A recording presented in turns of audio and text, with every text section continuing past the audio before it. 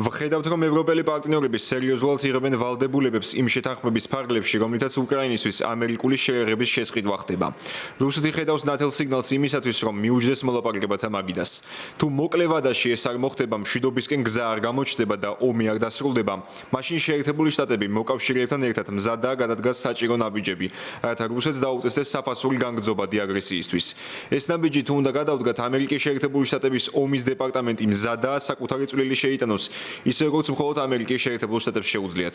ჩვენ სრულად ვიაზრებთ, რომ რუსული აგრესიის ყველაზე ეფექტური შეკავება არის უპირველეს ყოვლისა სასიკვდილო ბრძოლისუნარიანი ნატო ევროპის ხელმძღვანელობით. მეორე, ბრძოლისუნარიანია უკრაინული არმია, რომელსაც საკუთარი თავის დაცვა შეუძლია და შეუძლია შეაკავოს რუსეთი ნატოს საზღვრებთან. ეს ომი უნდა დასრულდეს, როგორც ეს მოხდა ახლო აღმოსავლეთში. პრეზიდენტმა ტრამპმა იცის, როგორ მიაღწიოს მშვიდობას.